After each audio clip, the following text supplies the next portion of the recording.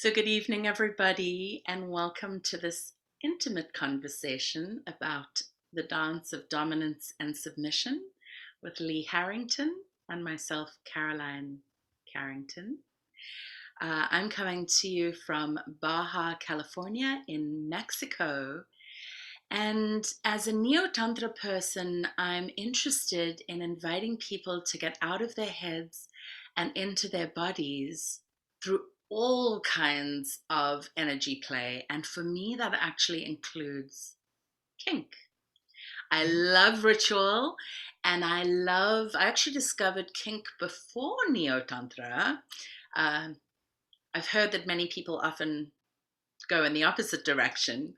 And I'm really looking forward to exploring and sharing both with Lee this evening and then with all the beautiful people that are joining us here tonight.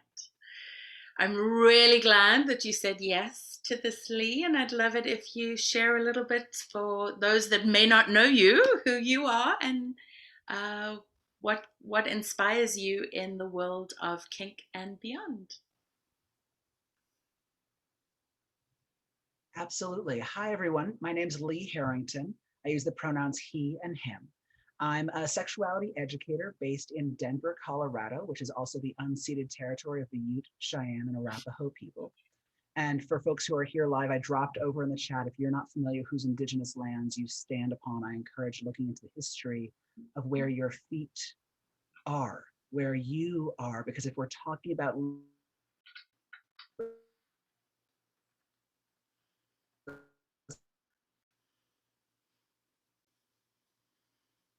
histories there. For myself, I've been in the various forms of BDSM and kink communities publicly since 1996, which was really changed as recently. That's 25 years. So I'm having some feels about that. Not that some people in the room might have had some of those adventures as well, with realizing that time keeps moving forward. And for myself, when it comes to spirituality and or energy and how it crosses over to kink, I will always remember the first time I played publicly at a dungeon, or in this case, actually, it was technically a cafe in Seattle, Beyond the Edge Cafe. And I was having somebody do rhythm and percussion in the form of flogging on my back. And I went into an altered state of consciousness. And in that moment, I had the same body as well as energetic response that I had when doing deep ritual work in various religious paths that I'd been on over the years. And when I came out of that encounter, I remember returning to my top and being like, oh my gosh, I had this moment where I touched the infinite and it was so beautiful and so powerful. And they looked at me and said, it was a flogging scene. And I'm like, yes. But it was interesting that for that person, they had one lens, one viewpoint on how they learned, experienced these things. And I had one that was a very different one based on my own filters, my own stories, my own journey. And my spiritual and energetic paths are intrinsically bound in with my sexual and kink paths. One does not necessarily end where the other begins. They are woven into a single tapestry. And so I love when I get to talk with you about some of these things, because we have, even if our paths of which came first, as it were, might have been different, or we've come in different locations or at different times in our lives, that notion of weaving together these notions is a really powerful one for both of us. So I love getting to spend time with you. Thank you. Well, that's part of our, really your last class where you gave so generously. I said, can we please do this again? Because I want to just be able to be a little less formal. It was amazing. For those of you who haven't seen it, it was so incredible. It's available both on your Patreon and mine, but talking about rope and sacred ritual, and you prepared this wonderful PowerPoint presentation, and it was incredible. And I was like, can we just be a little more playful in this and let people in? Oh, there are people that are there. I love that. that were there that are commenting. So I'm really looking forward to sharing. This is one of the edges for me. When I first started teaching Lee, I always had this like, I've got to be together and be like the teacher, you know? And I'm learning to drop that more and more and let people into the also the personal experiences that Caroline, the person, has had. And that's some of what we want to invite all of you in to witness and hopefully also look at different ways that power exchange and dominance and submission can unfold. So it's really interesting for me, Lee, because I think I flag so wrong. Like I noticed I've done the black and the red lipstick tonight. And when I show up at a dungeon, I think people normally assume I'm a dominant because I'm there with my stilettos and strutting my stuff. And I don't look particularly submissive. And that's the role that I tend to like to play. So I'm curious for you, what role does dress play if you are cruising the dungeon floor? Um, yeah, in revealing to people what identities or what roles people might like to assume. Well, I think you bringing up first this notion of identity and behavior to me are different things, because I might identify as submissive at times or with certain partners, but that doesn't necessarily mean I'm not also occasionally dominating them, the difference between a noun and a verb. And so even for me, when somebody might identify as submissive or dominant, or you walking in a certain outfit, I might have a picture of what your identity might be, but that doesn't mean I know what you like doing as actions, or vice versa. And so for me, when I think about wardrobe, when I'm in the gay men's community, I tend to look for hankies and things that people are putting, or keys that are on their left side, left for receiving, right for giving of an activity, or what they're looking for tonight, keys of whose place are we going back to, as it were. Those kinds of notions have developed almost a coding, like a codification of easy cues, or a collar as compared to a certain type of hat, or you talk about the high heels. But I've come to realize over the years that when I look at or assume things based on packaging, I have no idea and don't take the time to look at what's inside the package. But I note that humans make judgments, right? Humans make judgment calls all the time. And so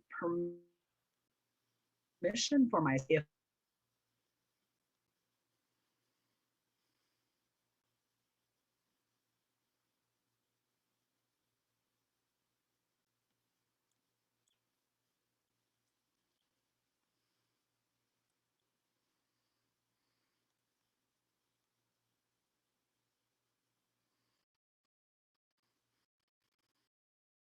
you watch out for.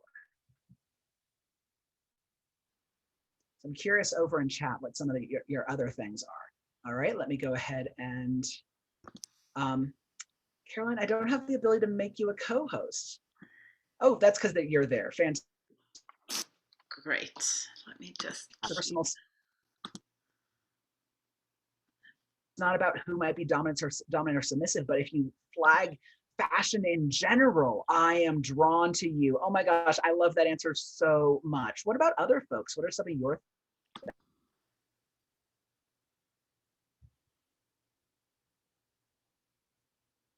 There was a meme going around recently of Tom Hiddleston, who plays Loki in the Marvel universe. And it was him sitting upright with a giant collar. I know, right?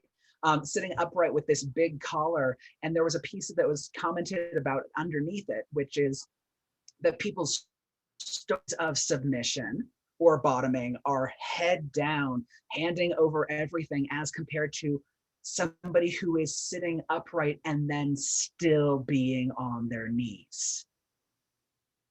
And to me, that little hack and that difference between flavors of submission or flavors of bottoming, i.e. receiving experience or sensation.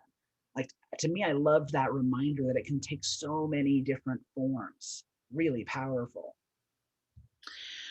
Well, I love when you talked about really wanting to have transcendent experiences. And for me, that actually has Mhm. a lot to do with power exchange. Like bottoming is fun and all, but I really get off on the power exchange. It just adds this extra dimension to the play if there is, and it's interesting because we're talking about dominance and submission, but that can show up in a variety of different ways. And I think to orient people, um, it may also be helpful to talk about some of those. So, are you open to sharing perhaps some of the ways you enjoy, uh, yeah, enjoy exploring power exchange? I'll leave it nice and open. Yeah, and I found we're using some words interchangeably. So I'd like to offer at least a few of my definitions or my perceptions of the words you're using to make sure we're on similar pages. Great. Power exchange means all parties involved have their own personal sense of power, and they are handing it back and forth in some way as if dialysis was taking place or as if a circuit were created. And so if I plug my plus and minus this way and you plug your plus and minus this way, we make the machine run. So that's how I think of power exchange as compared to dominance and submission, where one person is holding authority and the other person is ceding or handing over or having taken from them authority, which is different than an authority transfer where I am consciously handing you this authority and you have consented to taking it. And as a note, I know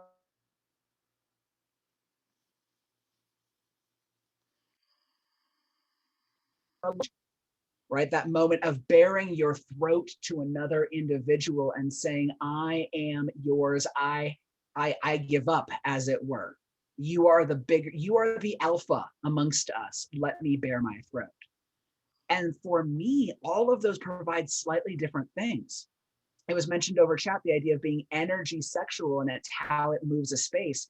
If we're putting that plus and that minus in these directions, and we've created this machine called us, that fuels me so much. Yes, I have times where I have fun taking power, right? Of throating someone and throwing them down to the ground, and it's fun for play. But for me, if I'm talking about long-term connection with someone, because there's play, right? We're either having that one-time encounter or we come back to this encounter style every once in a while, as compared to we are building a machine together that involves how we flow our energy in this form called power exchange, or called to some people dominance and submission. So I think to me, it's this question of what gets me turned on for a hot scene, right? What is going to engage my muffin, as it were? I don't know what people's genitals are, so I'm just going to call it a muffin. I love it. Like, what is the thing that engages that, as compared to what engages this, as compared to what opens up my heart? And to me, those things can be crossed over, and other times it's different with different people. So I know that's kind of vague, but I think for me, at least, breaking those down into categories helps me lay out which I'm coming into. You keep using the word coming.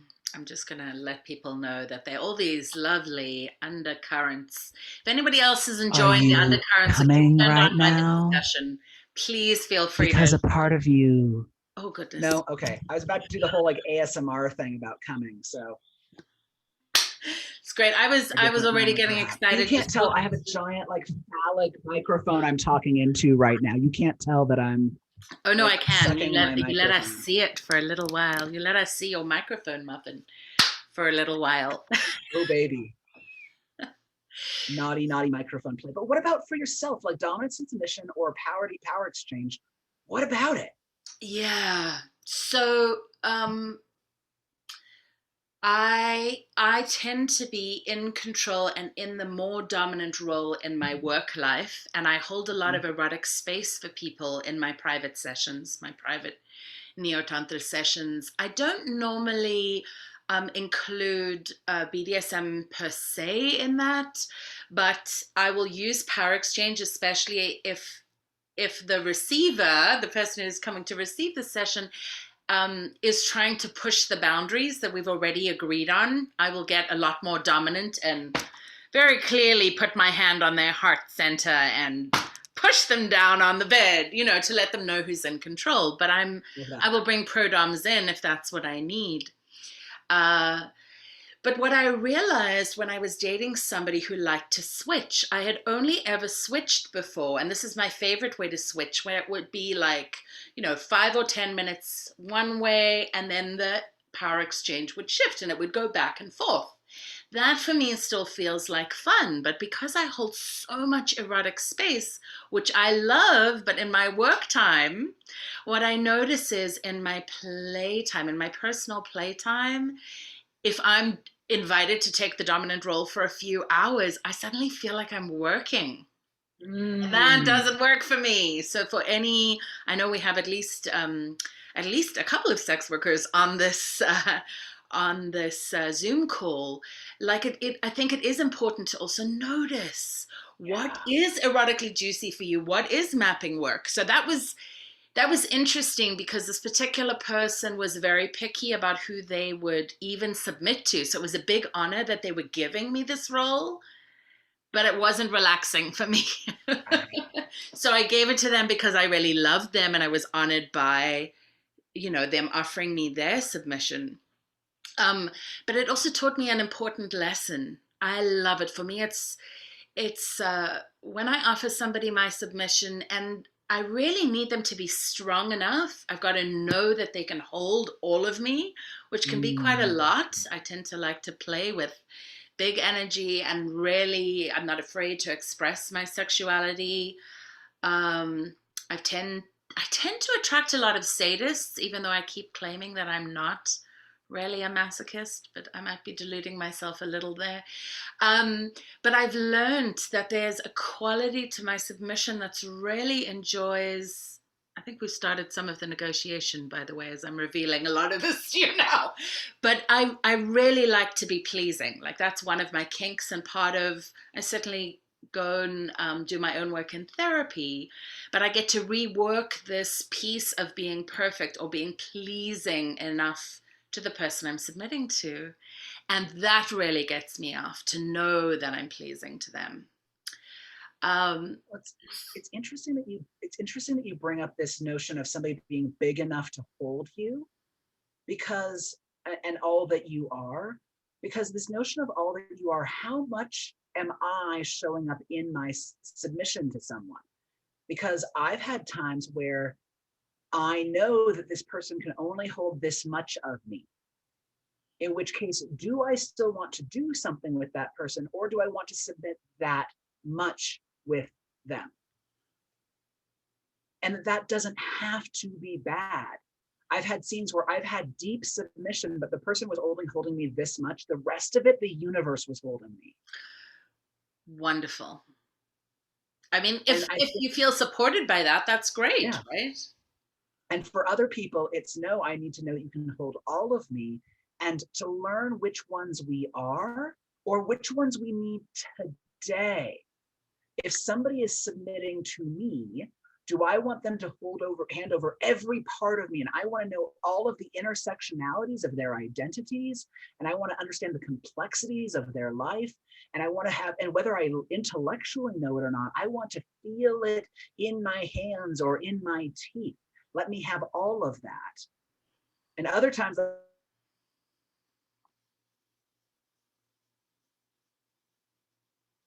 the part of you that has showed up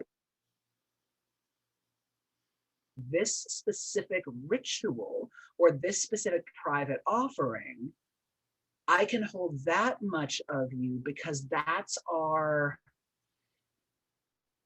container, it's our commitment, it's our awareness. Because there's some people I don't have an interest in taking home. And I don't mean that in a, oh, that person's toxic kind of way, but in a, I delight in holding this container for your submission for the next 2 hours, when I will then hand that power back to you, because I believe you are powerful enough to hold your own power. And for me, I like, that's really important to know that this person who is handing over to me can take it back. But I also really cherish powerful people. Yes, well, I love this conversation because it's also helping me get clearer on my languaging, in that I don't, I'm not knocking anybody who does MS. I think it can be very, very powerful. Um, for me, some people here may know Melina Williams Haas, and she's one of my favorite slaves because she's so badass and kind of outspoken, which may not be everybody's flavor, but I just love it that she's still fully in her power while still being such an incredible slave. And she's just one of my favorite examples of that. Um, but I think it's really important that whether we're handing over our power for a scene or for a moment or for a lifetime, that we still do it from this place of power. So I'm not interested in giving up my power sort of indefinitely. And that's a lot of responsibility, even for the dominant person Yeah. or the master. That's a lot to hold all aspects of the self. I guess I have to edit quite a lot and hold back a lot in my work so that it's not too much for people. And so when I play personally, I'm like, I don't want to have to do that anymore. And I guess that's what I was referring to. And I love that clarity you just offered around the idea of, here's where I have to hold myself back. Here, let me show you all of this, because you, Caroline, are a gift. And so therefore, let me hand over this gift. And that takes trust in both directions, or all directions if you're in a multi-person relationship. For example, I know a pair that are a dominant pair that has a submissive between them, right? And so there's a trio of power dynamic present, even if two of those power directions are between equals. But that notion of, this is where I am in right now. You are not in the container called holding space for other people. Because before my medical transition, I'm a transgender person. And for folks who don't know, I was assigned female at birth. And before my transition, I not just served as a dominatrix, but I also had times as a pro switch or a pro sub. And the quality of my submission was, I tried to bring the same level of excellence when I was submitting professionally. And yet I knew I had to keep a part of my brain two-footing, as it were, the spirit working community, of being able to stay in completely on this plane and stay in the spirit realm in the same time period. And so for me, in those windows, I might have been bringing quality of my essence of submission, but there was a part of me that was having to watch out too, because of trust, because of a clock, whatever it might have been. And so I think that can apply too in other ways of for people in general, like, where are you coming in from today? Because I also have some people that I tend to submit to, and other people I outright surrender to. Even if they're people I haven't seen in a decade, that transmits between us is embedded in our pathway. And other people, for, like, again, I cannot see for a decade, and yet we walk into each other's space and their head starts to bow for a moment and I stand stronger, and it's simply present in who and what we are. And for me, some of that's based on person, and other times based on the flow. Where are we at in this moment, which I think was a little bit of that back and forth you alluded to. Absolutely. Now, can you speak to, I love where we're going already, but can you speak to how you got started in this path? Yeah, I'm just going to give you that as a jumping off point. Absolutely. So when I was a kiddo, I was an immersive reader. I don't know if any of you were, but just like any book I could get my hand on, like I read the Encyclopedia Britannica that we had gotten for Christmas, like front to back, because it was books in my house. I was that nerd. And so when I, discovered my parents' pornography collection, I read. Because I'm like, there's not any sort, like, there wasn't somebody forcing erotica or pornography upon me. It's just like, oh, look, it's another book.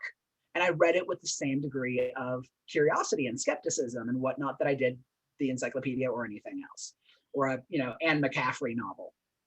And so when I read these pieces, there was one story that struck me so hard, which was Penthouse Forum, right? Dear Penthouse. And it was this whole story about a woman who, it was her 21st birthday, and she was told by a friend that, I want you to submit for the evening, and I'm going to blindfold you and take you to a special event. And so she was blindfolded and taken away to this party where a whole bunch of physical things happened to her involving bondage and group sex and pudding, whatever. That wasn't the thing. At the end of it, for her birthday, they dripped with very low temperature candles, dripped hot wax on her, and then sang her happy birthday.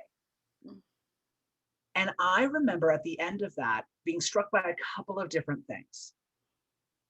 One was the amount of trust that takes. That I have this group of humans, or that one human, because, whatever it was, that I have these humans that I can trust myself to surrender or submit to your will of whatever's going to happen to my body, whatever's going to happen in this time period. We're going on an adventure together through this act, through this way we flow together. And then honestly, the other was that by then I'd probably read like 10 or 15 magazines. I don't know how many. And it was the only story I saw that didn't have some sort of guilt or shame or trauma attached to it. When it came to kink, right? The I shouldn't like this story, right? That shame.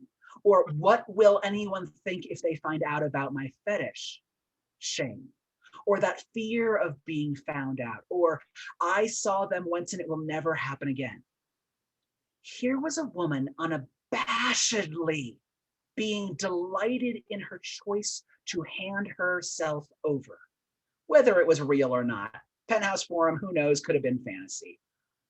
But to me, there was such a nourishment that happened in that story. And also that there was a group of people that made each other's fantasies come true. So that at that age, when I'm reading this, before I ever met any people who identified with words like kinky, I knew I wanted to find a community of people who did these things.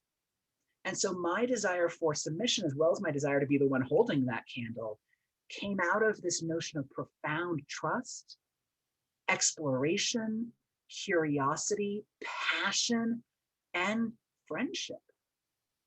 So I think for me, that was one of my earliest points. I mean, there's a whole separate story about how I got into doing things with people live, but I think that kernel was planted, that seed was planted in my garden through being exposed to this unusual form of joy.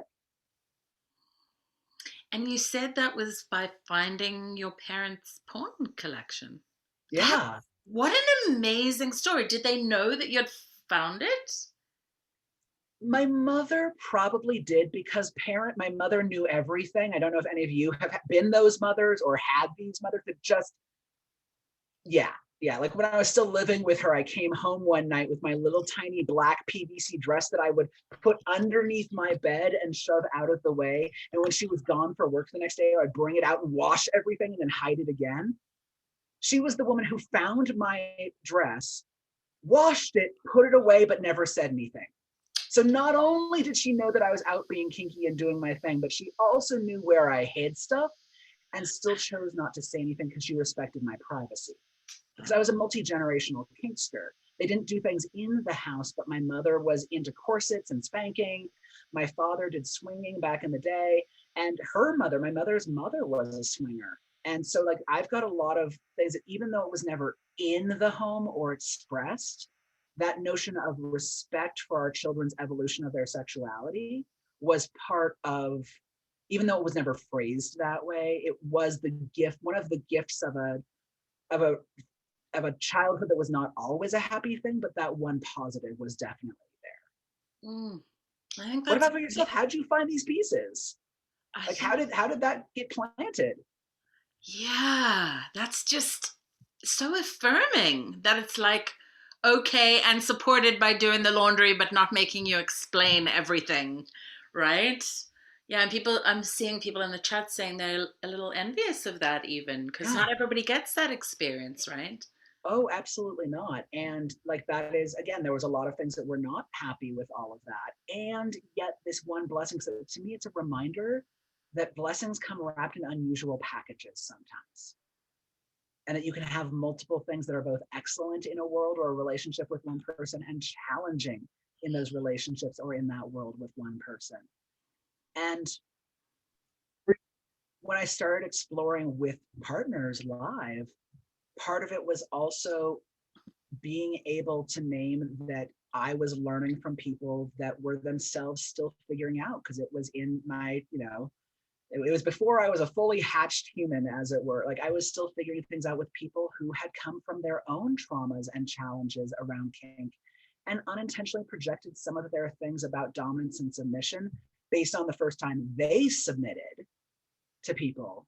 They ended up projecting it upon me unintentionally because of their own traumas and dramas. And so for me, it's been one of those unlearning processes over the past 20 plus years of taking my own story of how I first had to submit or chose to submit, and not put that on the people who are submitting to me or in any other direction. Because I think a lot of us in relationship end up projecting our first times of blank, whatever the blank was, on the people around us. But that's not my story. What about for you? Yeah, well, mine be interesting to see who resonates with different pieces of our personal journey. I was not interested in kink when I was first introduced. I remember having a partner. It'll be interesting to see if he watches this. Anyway, we're still connected, but he wanted to go to Torture Garden, which is a big fetish night in London. And he had taken me to some fetish flea market in London. And I was like, there were a bunch of people at the time on leashes. And I was like, that's just weird. And people crawling around. I was like, that's very strange. So I didn't go to Torture Garden with him. I said to him, you go with your friends and tell me how it is. And he came back going, there was a lot of bootlicking. So not to knock bootlicking, but I was young. I was 21 and I didn't really know. And my next experience was when a partner spanked me in the bedroom. And I was so taken aback because I'd been spanked to be disciplined, but discipline was taken even in the form of physical abuse in my family. So for me, this was like totally non-erotic. So I was honestly shocked. I skipped a beat in the moment. I'm like, what did you do that for? And then when I was traveling around Australia, I got exposed again to some pretty serious kinksters, and they showed up wearing hoods, and I didn't know what this was. And they put nipple clamps on me, and I had no idea how to negotiate. I hate nipple clamps. They more power to people that are into that, but it was just not my thing. So I just kind of wrote kink off and went, well, I'm obviously not kinky. Until I met my now ex-husband, who introduced me to delightful things like rope and flogging and dominance and submission. And I realized, oh, I get to choose where I want to play. And things like paddles, for example, just reminded me of my childhood, so that I literally remember the last time I was paddled, and I never want to be paddled again. It's just not erotic kind of pain for me. But the more I experimented with different kinds of pain, like, so interesting I talk about pain so much, given that I say I'm not a masochist. But anyway, like caning, for example, I've really started to understand the difference between something that's a fetish, and perhaps something that I just enjoy playing with. So I happen to enjoy, for example, being flogged. Like that can be really sensual, and I'm thinking about having my pussy flogged right now. Anyway, um, but there are things like a cane where even the sound of the cane moving through the air will get my pussy wet, or the smell of hemp rope, just the smell, or the mere suggestion of rope being put onto the table energetically gets me all hot and bothered. So, yeah, I feel like I had kind of a late bloomer start because I was already in my late 20s before I started discovering things that I loved. And for me, it's the power exchange that really invites things deeper. Um, I think it's important to speak about trauma and kink, and we didn't talk about this in advance, but I do often see in dungeons where it looks like people are actually just rehashing trauma from their past in scenes, and I'm not as big a fan of that. I really think, therapists are there for a reason, and we should use them as a tool when we need them. But we can have cathartic experiences, or like I like to play with this idea of pleasing so much because I always felt as a child like I could never be pleasing enough. And so now I get to create as an adult, even though I'm submitting a really empowering experience just contained to a scene. For me, being in a 24/7 dynamic just wouldn't work. I would want to be in control too much of the time. So it would be hard for me to submit as much.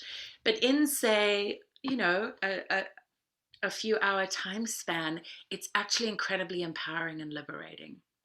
So I'm seeing Mhm. somebody with a hand raised, and I just want to make sure. Oh, I invited them to Oh, go ahead thank with you their so question. much. Yeah, I, absolutely. Please, I'm so sorry I came in a bit late, so I didn't know if this was an interactive thing, but I just really wanted to ask if you had formed a definition of power yet. What is power? Because I have my own thoughts on what creates power and power inequalities, and so I'd love to hear maybe some thoughts on a definition of what power is. Yeah, we broke down the different, like at least my interpretations of the difference between dominance and submission as compared to surrender, as compared to authority transfer and power exchange. With power specifically, we were talking about the idea of if you put power in the batteries going in the correct direction, the machine runs. And so in this specific case, that's what we were referring to. Thank you, So, Lee, for yeah, catching that up. absolutely. And just to reiterate, we're taking questions in the chat, and we'll weave those in if we can, but we're going to make a whole time available towards the end of the segment for people to ask specific questions. And some of those may be on camera if you choose. I think that one of the things I'm hearing you talk about, though, is this notion of people writing off potentially parts of their interests in kink or dominance and submission based on the story of what they've been exposed to. I know for myself, after my first master slave relationship, which I have challenges saying that sometimes, especially as a white person in the United States, with so many people who have been deeply affected by the enslavement of non-consenting human beings. I trip over that language sometimes nowadays, though it is a language that is part of my past. And in my first one, I said afterwards, like, I thought I wanted to surrender. I thought I wanted to submit, but that thing we just did, that was messed up. Because I learned a lot of things that were passed on from his trauma from when he submitted before me or before someone else, before I came along. And so he passed on what he knew, right? There was nothing wrong with it. He was passing on what he knew. And it was something that really affected me negatively. And so for a couple of years, I'm like, this is not what I'm going to do. Maybe I'll play with dominance and submission in a scene, but this is not what I want to base a relationship structure off of. That doesn't serve me. And then when I met my second master, also in London, because lots of pervy people in London, but when he and I ended up meeting, it ended up being this click with a different flavor of submission. He was not looking for somebody who would do everything that they were told immediately. He was somebody who wanted all of the information that came along with it, right? He didn't just want me to say, yes, sir. He specifically wanted me to say, I will, sir, if you want me to, i.e. me communicating to him, I am doing this only because you want to, but it is not me wanting it. He wanted that nuance, even though I had handed so much power and authority over to him. And that difference allowed me to tap into a different flavor. It's like saying, well, I don't like any wine whatsoever, and if you've only ever tasted red wine. Suddenly I was getting a chance to taste white wine, and I went, oh, this is different. This is a different experience. And I haven't been in either, after the end of those two relationships, I haven't been in that flavor of a relationship because wine hasn't called to me. I might drink a glass of wine once in a blue moon, but my palate has shifted to something else. Not because I was never submissive or I never surrendered in those ways, but because that piece of me has shifted to another aspect of my being. I'm on a different chapter. I have surrendered even in the context of a relationship as a long-term format, but that type hasn't been there since then. So for me, when you talk about the idea of, I didn't think I could do kink because of all of that, because of this other stuff that I tried, I think it's worth considering, even if somebody is going, well, I can't be dominant, or I am not a dominant, again, noun versus verb, right? I can't verb. I can't dominate someone because the only flavor of dominance you've held is one type or with one person.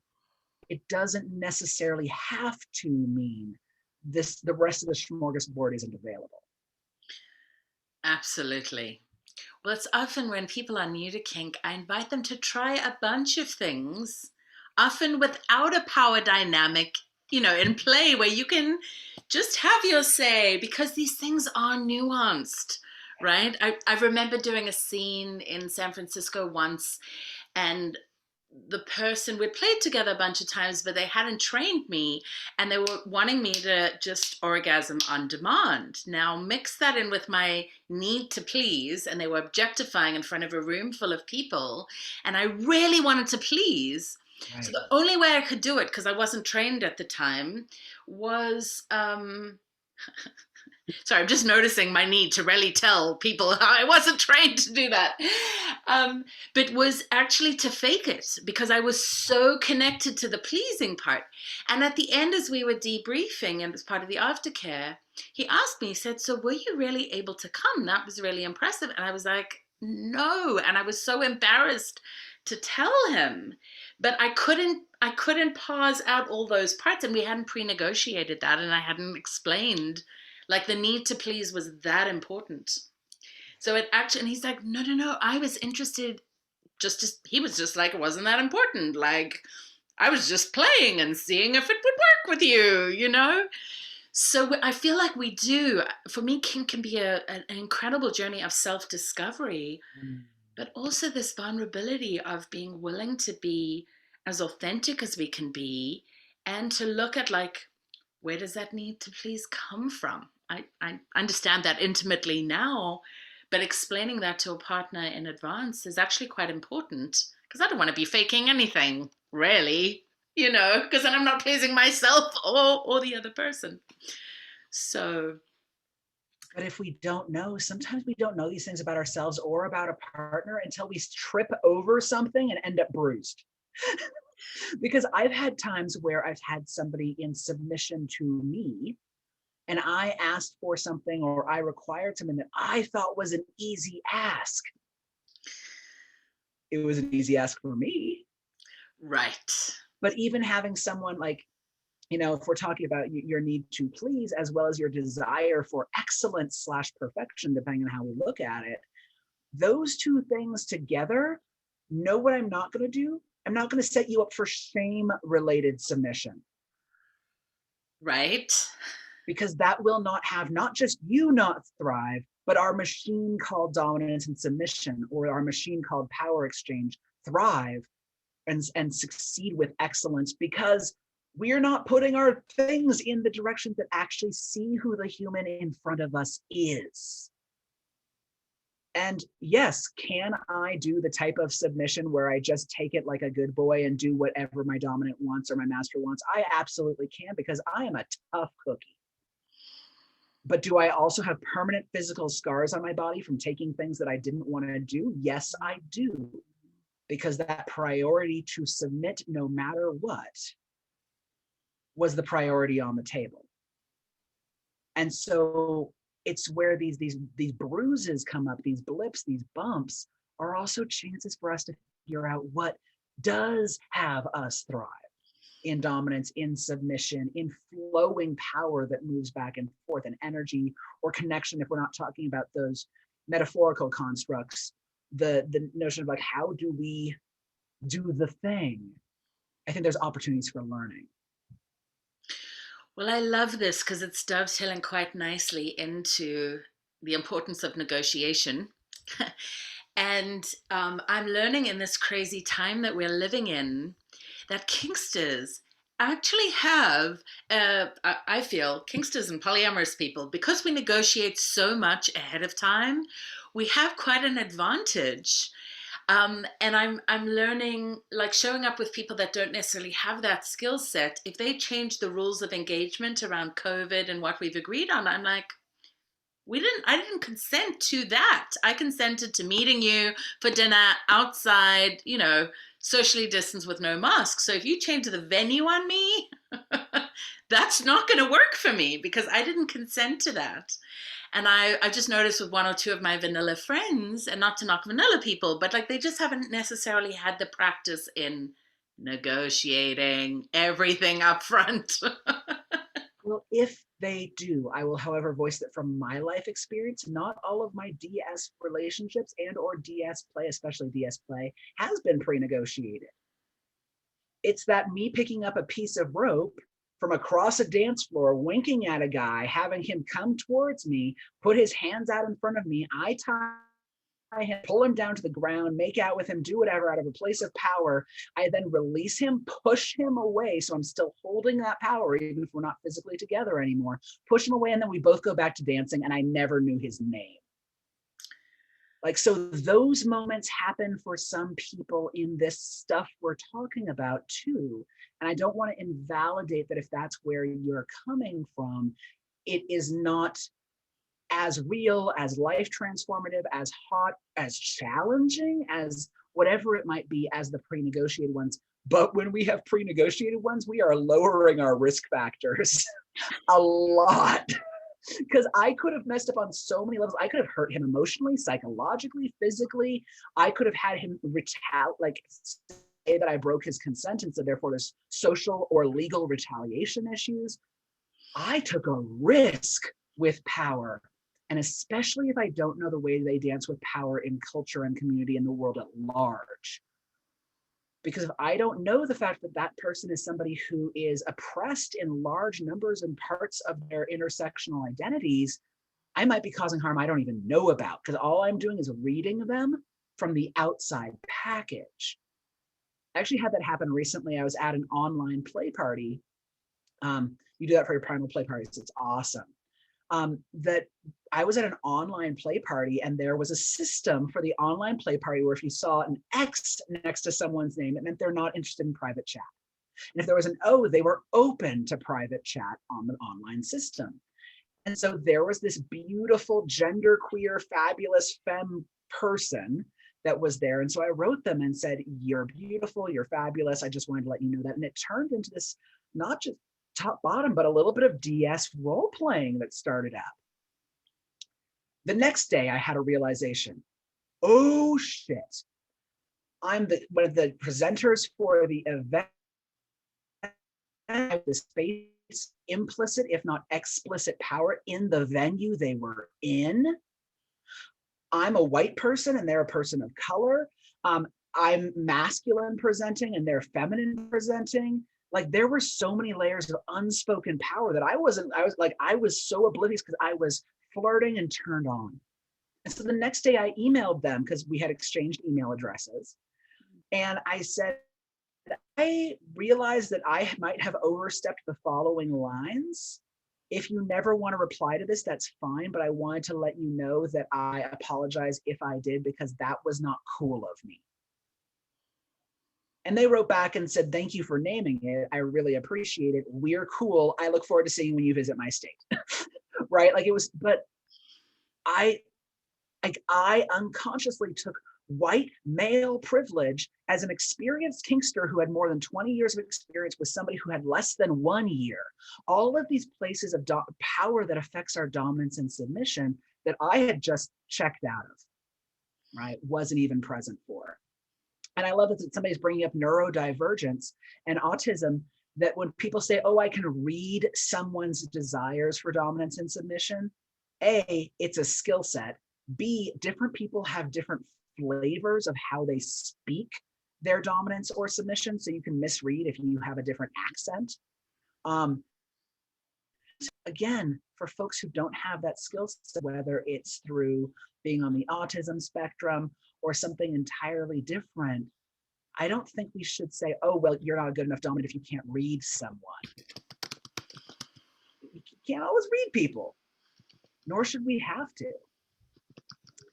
Yeah, I love the parties that have nonverbal cues that are specifically and explicitly stated. I love this over that idea that there's rules for everyone that are not, because I literally was teaching a class recently and somebody said, because I said like, well, I like speaking what's in the chat so that everybody can, you know, hear what's going on, whether they're blind or, and they're just like, well, we don't have anybody blind here. I'm like, well, wouldn't it be great if we just assume everybody is in need of everything and would find it useful because it's useful? And for dominance and submission, if we negotiate with the assumption of there potentially being challenges, that explicitness, I think, is what you're aiming towards, Caroline, is this notion that explicitness allows for clarity of the power that flows. Yeah, I actually love that you and I are bringing up different ways to do this, because I think there are many different ways. And I guess as a trauma survivor, I'm just wired. I always want things for me to be as safe as they can possibly be. And for me, that requires, you know, negotiation. Which if we're, go ahead, please. Yeah, just because then I can say, for example, don't pull out a paddle, because what do I do then? What do I do if one of my kinks is to please and I'm in the submissive role and they brought out the paddle? Then do I endure that and go into a trauma response to that? You know, for me, that can get really fucked up. And I'm loving somebody saying, always safety first. I know a lot of Burning Man people are like, safety third. But with my kink, I never want to be permanently damaged or maimed. And I remember having somebody doing some pretty, I adore this person, by the way, and would still gladly play with them, but some really delicious mind fuck with me. And they were holding a stun gun. They didn't actually touch me with it, but to my pussy. And I didn't know what it could do. And my brain, I was like in subspace already, and they were just threatening me with it, and they didn't even use it. But I literally flipped into a trauma response, and they had to talk me down. They're like, I would never break you. And this was, I mean, he was highly sadistic and very dominant and was doing lots of awful things to me, most of which I was loving. And I certainly kept playing with this person, but I went into a place of terror. And that wasn't where they were trying to take me at all. So just for any others, and a lot of people have trauma, whether they know about it or not, this can be a way you can create safety, is by negotiating up front. Absolutely. I love that so much. And thank you for naming also that you had a bump with this person, or you even went into a dark place, and yet you're still social with them. Not that we have to with the people who have caused bumps and bruises or profound harm in our life, but I think it's worth the fact that noting that for some situations, we figure out what those things are, and some of us, and we take a 3-year break or whatever it might be, and can keep going in a social and human connection with another person. Because I don't think that gets said enough. Yeah, noting that it is not anybody's response to forgive their trauma giver, which, as a note, isn't always the submissive receiving something from the dominant partner. I've seen it happen in the other direction too, a number of times. Yep. And I think that this again it's come up in the chat as well. It is a different conversation, but important to notice. You and I have talked about this privately. There has to be a way for people to walk back into integrity and back into alignment. So for me, it's a lot how people handle this. And this person was so sweet with me, and I could once he dropped the dynamic when he saw where I went. He was genuinely caring for me and reminded me that he was not going to break me. And then we actually continued on in the scene, and it was lovely. But he kept telling me the voltage, and by then my brain couldn't compute. And I didn't have enough data. I was just running too much fear. So Well, and so what I'm hearing from you is that for you in your submission, fear does not fuel you. Yes, fear and shame are like, I like to be a little objectified, and I've learned actually in this interesting time we're living through where play parties often are happening online. I love being an exhibitionist. I've always enjoyed that. The first time I went to a dungeon, I did a scene and we kind of stopped the whole dungeon and there was a whole circle of people jerking off to what we were doing. I love that. And online play parties can be a wonderful way to get your exhibitionist needs met if you're into that. But any shame or like light teasing would be fine. But even disapproval, I take that so, that's part of my own wounding. I take that so personally. So I'll give myself a harder time probably than even a dominant person could. Yeah.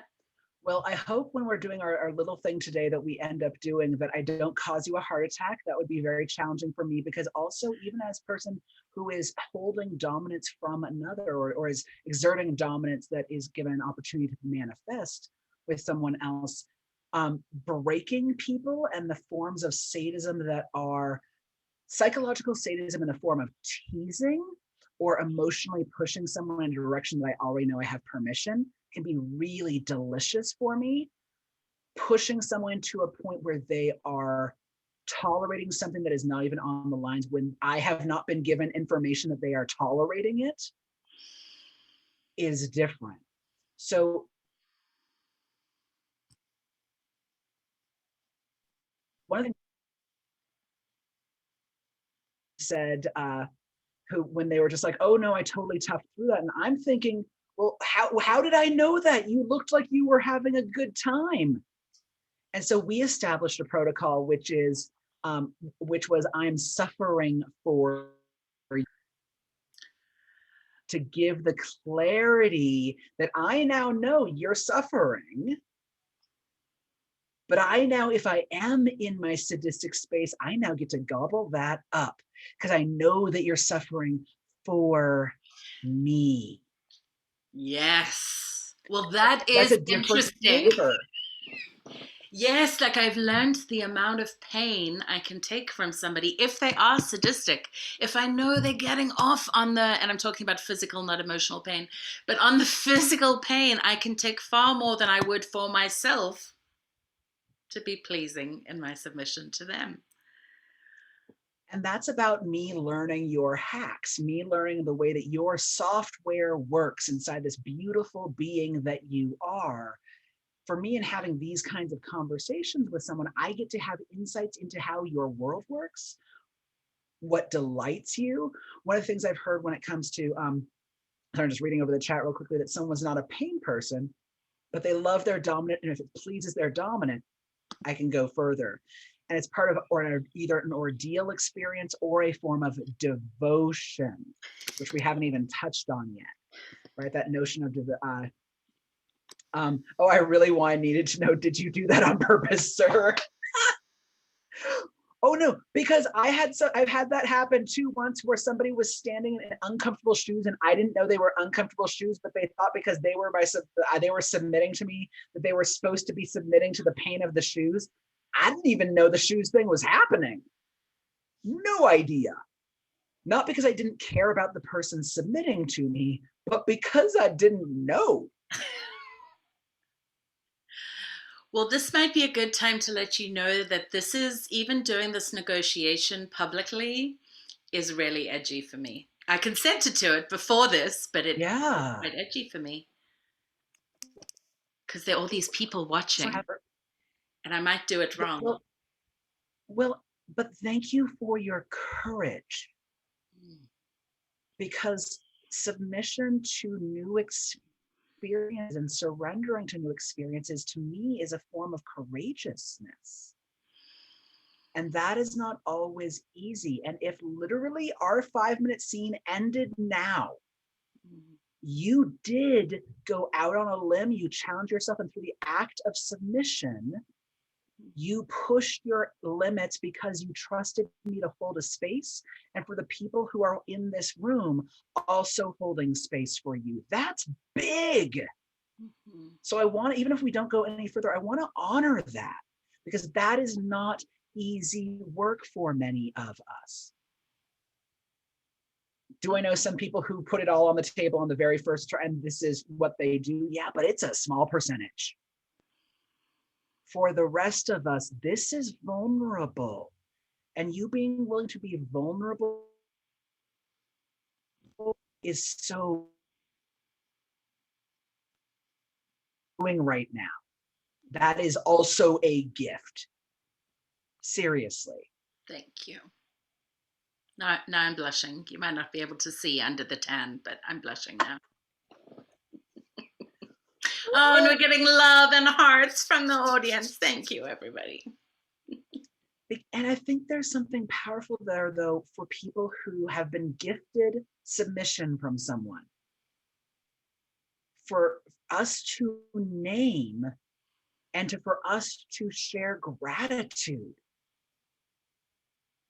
Now, mind you, gratitude could come in 1,000 different forms. Gratitude could be me now, fucking you senseless while you're tied up, right? Like that could be me showing my gratitude.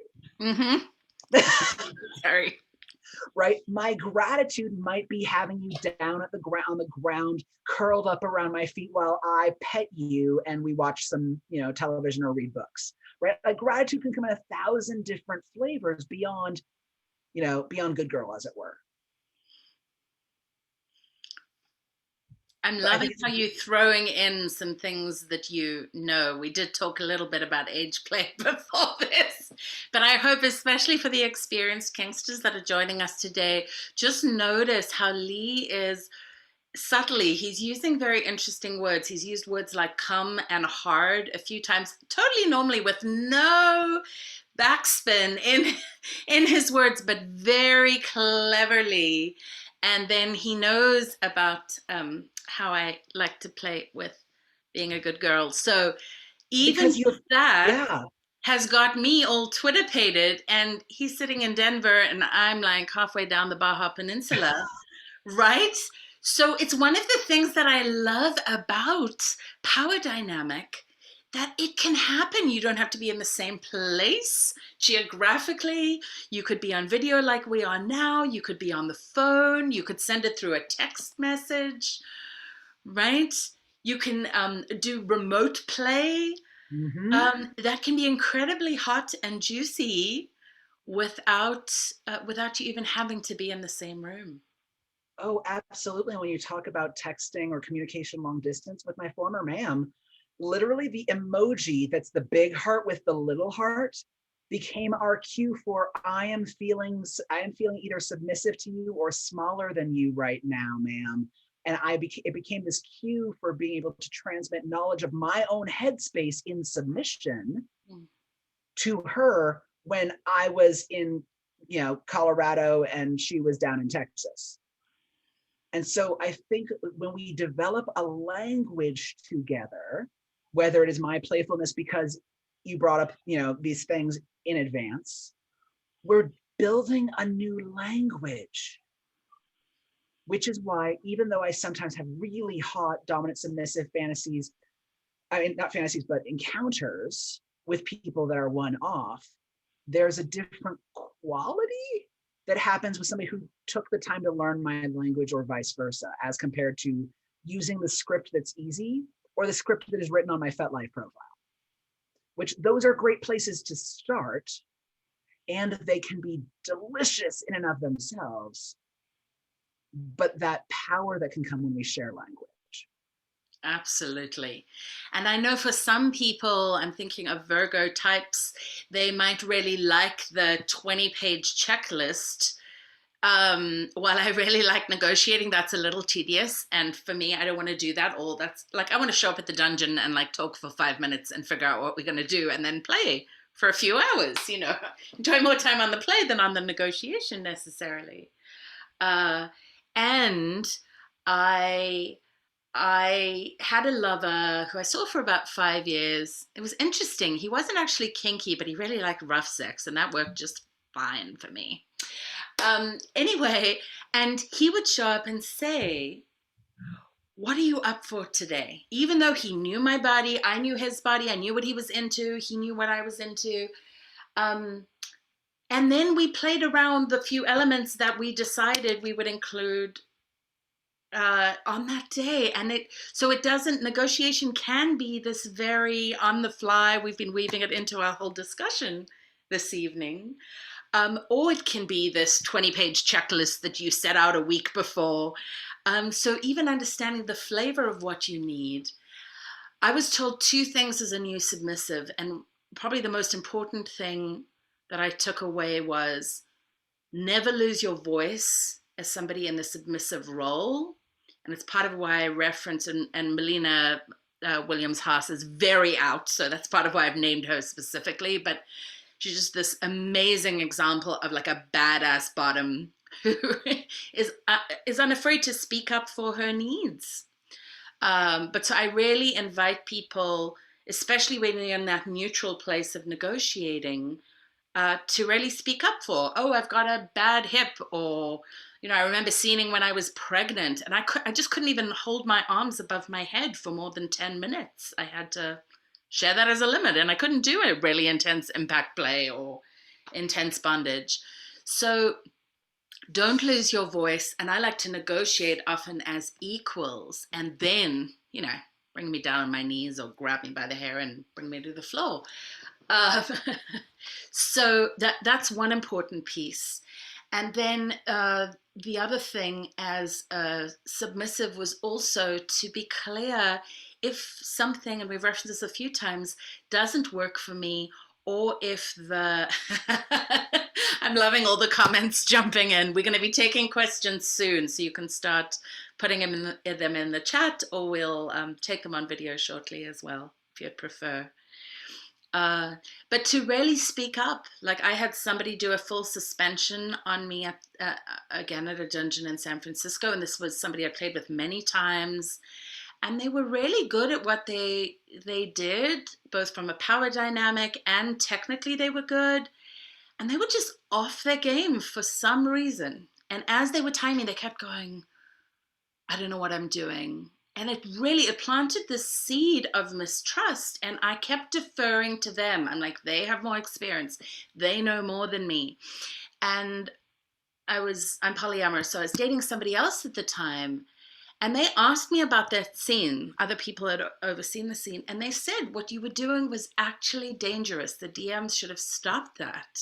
And nobody stopped our play, and I kept deferring. Now, thankfully, I was fine. I did have some nerve damage, but after a month, that sort of repaired.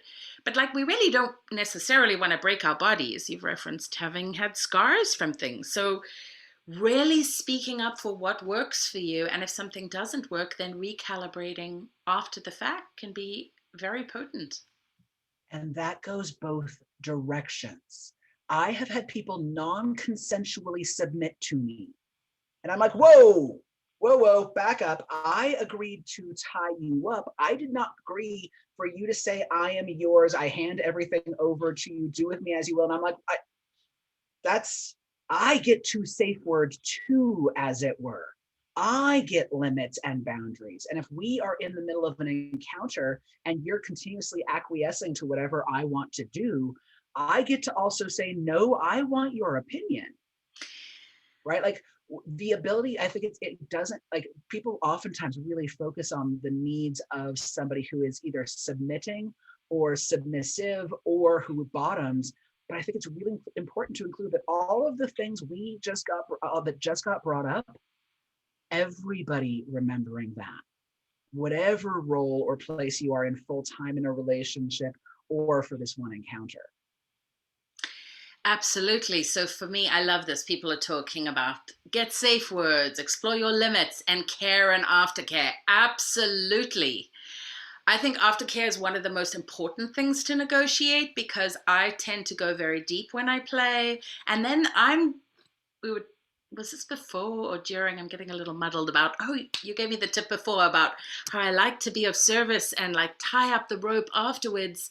But my brain is too spandangled from what we've just done to be able to do that. And you gave a wonderful tip, Lee.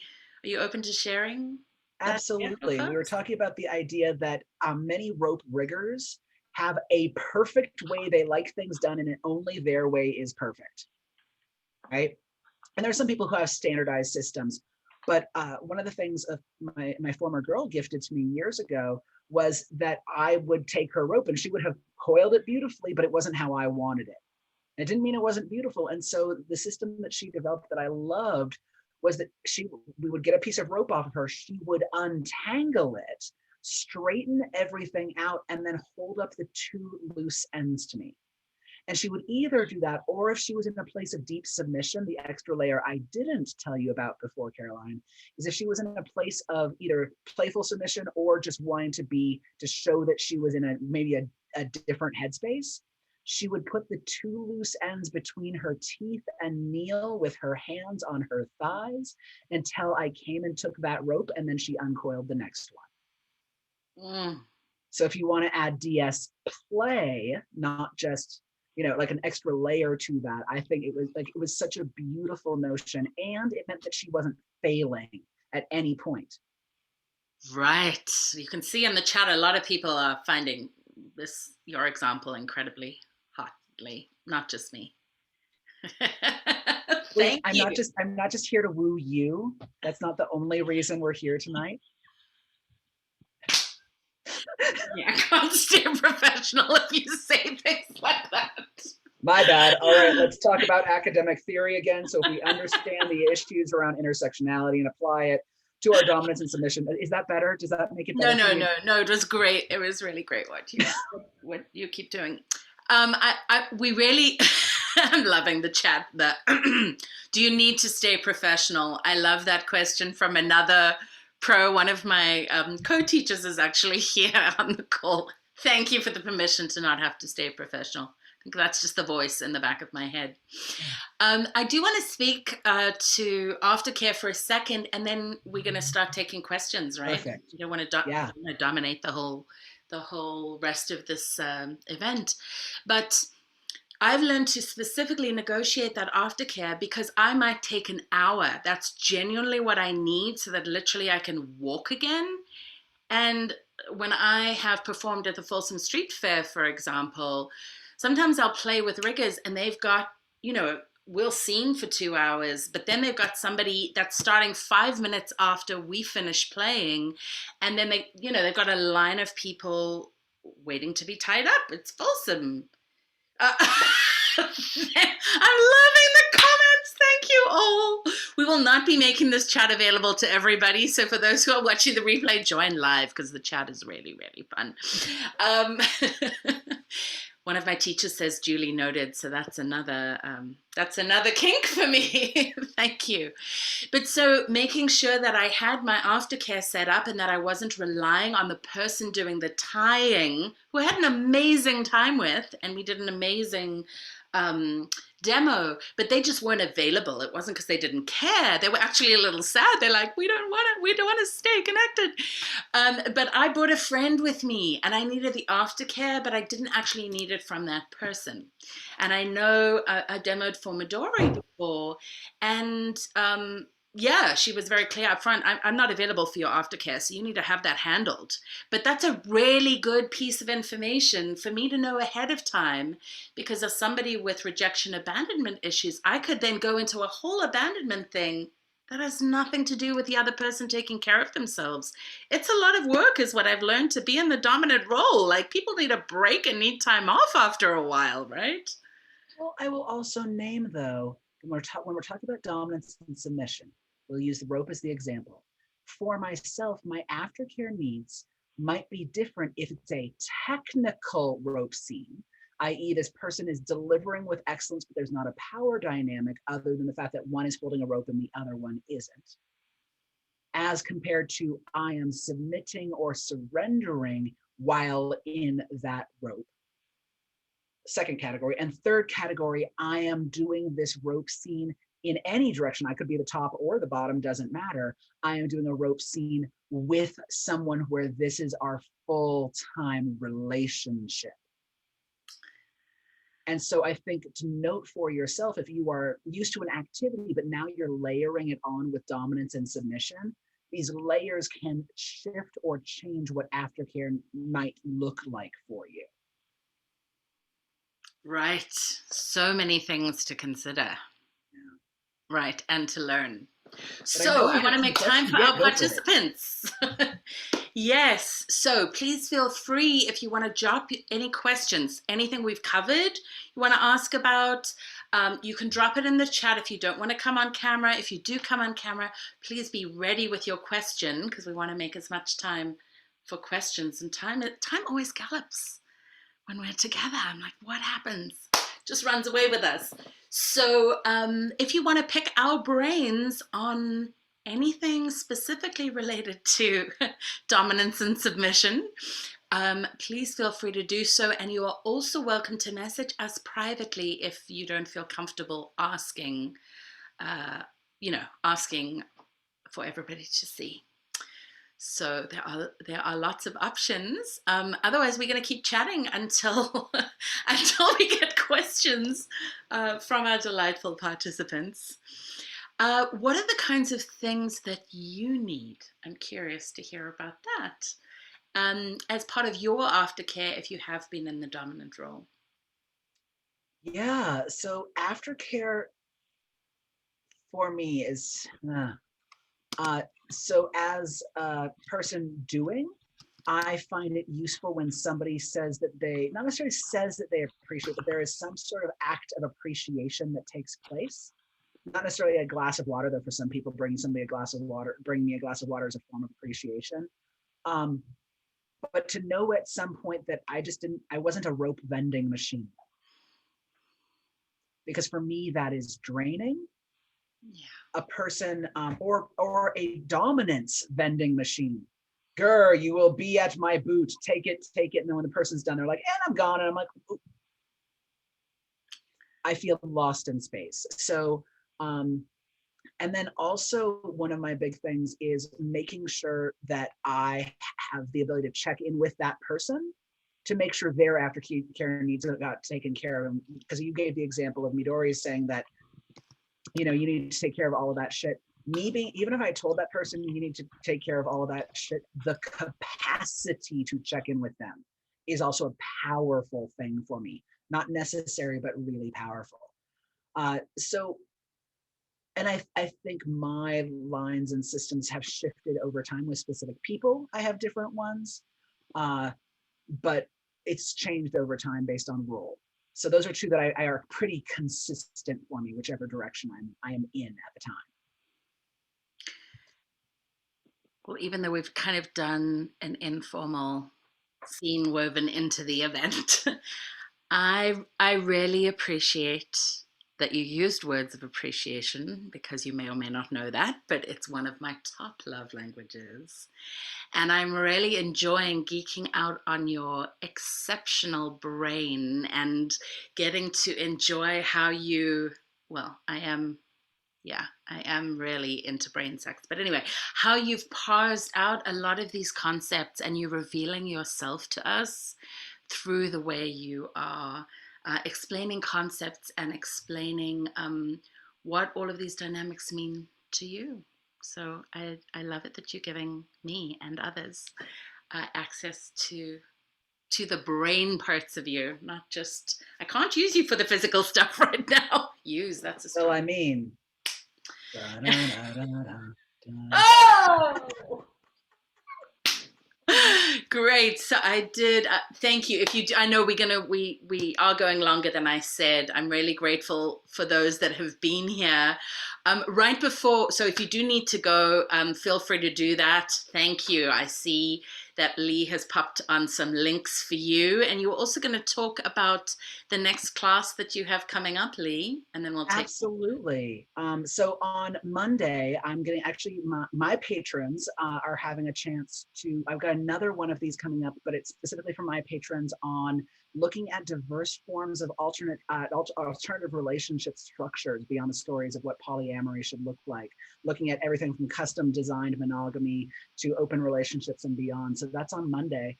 But I have a wide variety of things coming up. I'm helping facilitate a movie launch, a movie opening on Sunday. I've got Oh, Wednesday that's with discussion Z, right? with Z Griss, who's amazing. Oh my I gosh, if you love don't know Z. Z's work, you could go over to my upcoming events page and follow Z's links and whatnot. Like, they are an amazing being. I've got upcoming Wednesday discussions on the next one is going to be on softness and sweetness and kink. And then the one after that is on setting our own risk profiles. So if you were finding yourself wondering, well, how much negotiation do I need? That's a great place to discuss it. And also starting in the summer, I'm opening up to some more spaces for coaching clients. So if there are people who are hoping to have some of these discussions in person starting at the end of this month, I'm opening up some of my space again. I love that. Because some people don't want to ask in a group setting, right? They Not at want to all. have you all to No. themselves. Absolutely, which I love doing because we actually get to connect with each other where you are actually at, rather than some of the ideas that Caroline and I wanted to talk about tonight. We got to drive the agenda tonight. Yes. Yes, it was our bus. It's true. Wait, no, that sounds violent. Never mind. My patrons will be joining me on Monday evening, Monday the 12th of July, for an Ask Me Anything. No holes are barred, and you get to ask. It's, a lot of people notice that they can't necessarily afford to hire me for an hour or more coaching session. So this is a great way where you can become one of my patrons for as little as a cup of coffee in San Francisco. So for as little as $5, you get access to 4 events a month, and one of them is asking me anything about kink, or neo-tantra, which is my speciality, or spirituality, and anything else related to sexuality.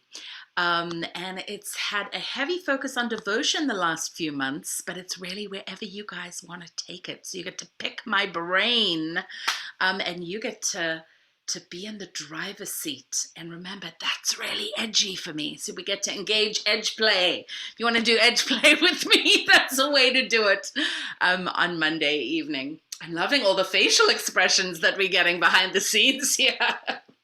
Now, for those that need to leave, please feel free to do so. But I promised one of our participants, will blow kisses, that I would take their question next. So I've unmuted you. Please go ahead. Oh, hello. Can you hear me? Yes, thank you. Caroline, it's been delightful. Je is ongelooflijk, dit is bliksem, all the good things. Oh, thank you. My question was around, we talk about consent and we talk about negotiation, and we kind of have this idea that floats around that we can somehow avoid all the bad things, all the traumas, all the harm, if we just do it right. So my question is, what are your approaches, techniques for when it goes wrong? Who are you addressing your question to? Just so that Either of you, although I can call Lee anytime. Caroline, I've just met you, so you'll have a new patron by the end of the night. So I would love to that's very kind. Thank you. Well, for me, firstly, I really do believe in negotiating ahead of time as much as one possibly can. And I have had scenes that have gone horribly wrong. And when I say that, I did have nerve damage for a month, which I had not consented to. And for example, the person should have known better. They had me holding a car with my hands bound. And I was telling them, I'm losing sensation. And they just made me stay at the wall for another 20 minutes. They really shouldn't have done that. And I chose to continue to stop playing with that person because they were worried about the nerve damage, but they didn't really want to do the follow-up as much afterwards. They were happy to do a phone call, but I needed to see them in person. So I think it's very subjective. For me, it's a lot about how somebody shows up to clean up the misunderstanding. And if they show up and like, wow, thank you so much for telling me. I really appreciate you letting me know that didn't work. Let's make sure if you open to playing again, that we do it better next time. For me, I would feel validated and seen with that. And if they checked in, is there anything you need?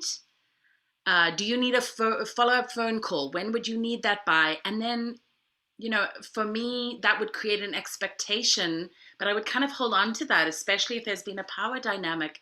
So them even showing up to do that follow-up at the agreed upon time is going to allow me to feel loved and cared for.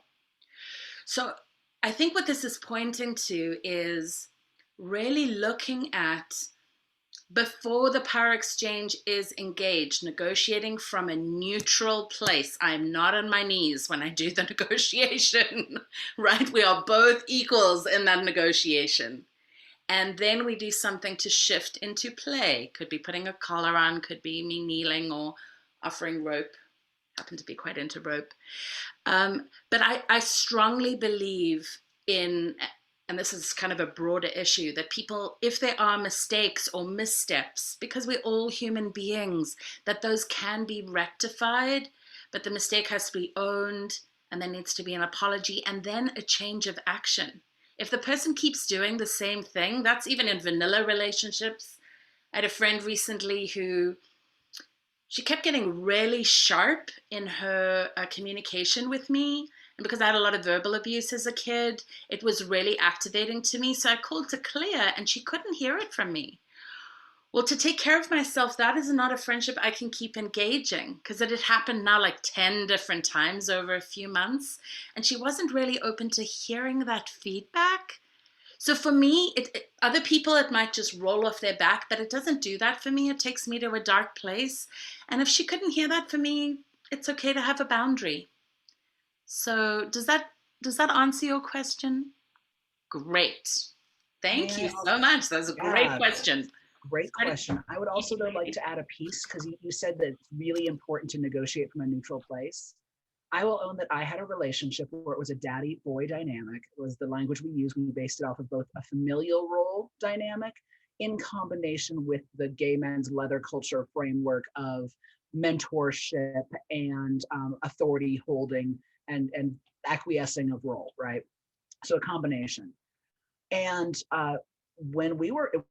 once we agreed to be a daddy-boy dynamic, there was no done. There was not a, we are now entering back into equals to do our negotiation.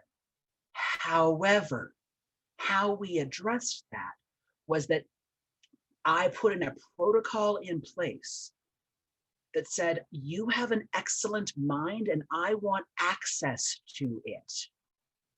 Therefore, as we are making plans for these various things, I want to have you provide this information because it will help me as well as us.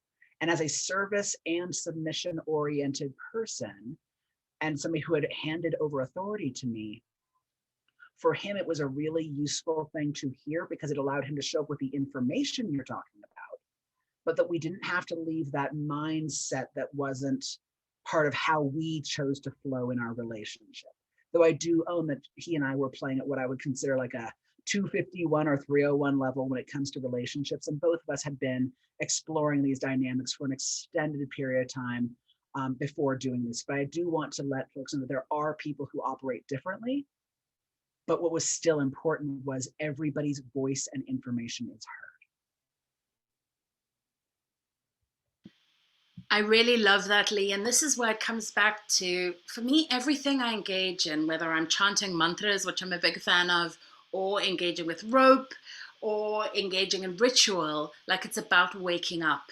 And I think this like really taking on personal responsibility for self is so important. So the more we know ourselves, and, you know, sometimes I get scared, like, it's really weird because I'm very empowered in my voice sometimes, but if I'm talking about something that's edgy, like asking for help is actually a really edgy thing for me. It's weird. I can do G-spot demos where I'm ejaculating in front of a room full of 40 people, no problem. But like, please can I have some help with like bringing the groceries in? It's weird. I'm really not good at it. I'm working on it. Thank you for the hearts. This is really great. I'm loving the people that have joined us today so much, Lee. But you know, being able to say that, like telling Lee earlier, oh, it's edgy for me to negotiate with you in front of people, right? I have some of my students in the room, and it's one of the edges I'm wanting to work on, is to be more vulnerable in front of the rooms that I'm in. But if you can't do it with your voice, I like a double tap often. If I'm losing my voice in a scene, I will double tap. I do that a lot with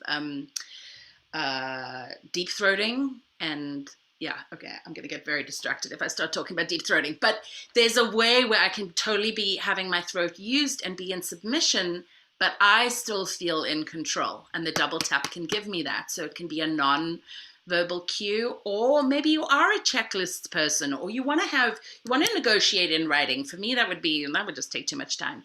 But maybe you feel safer having it literally all spelt out in black and white, or it's easier to ask somebody for a play date or something that way. Like, use whichever tools you have available to you where you feel empowered enough to have your needs met and to inquire about the other person's needs. I love that. Thank you for saying that so eloquently. I think that wraps up a lot of what we're talking about. Great. So any other questions before we're going to wrap up shortly? So I don't want to leave any of you hanging.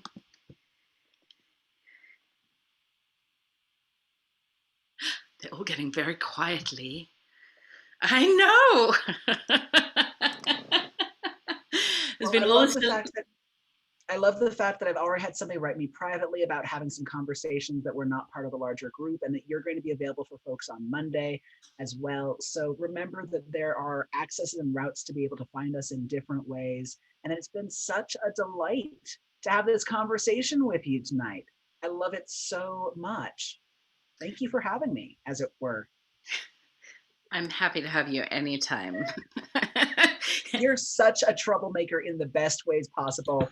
And I both consent to the flirtation and commit that if there's ever a challenge, I will let you know directly. Thank you. Thank you so much to everybody for joining us this evening. There's some folks I know that show up religiously every time I offer an event, and many that I'm meeting for the first time. It's always an honor, Lee, to get to engage with you, to connect with you. I am wowed by your brilliance and your humanness. I love that you weave both in. And that happens when we connect in front of others, like we're doing tonight, or when we connect one-on-one. That always truly blows me away. And thank you so much for being so generous with your time, and a little inside joke, the scene in between the scene. I'm enjoying that interplay as well. I love it. All right. Well, thank you everyone so much for a wonderful evening, and we look forward to seeing you in the future. Take care. Awesome. Have a great night, everybody, or daytime. I think we have people from other parts of the world as well. Thank you for the hearts and the claps. We'll see you very soon. Mwah. Thank you, everybody. I'm going to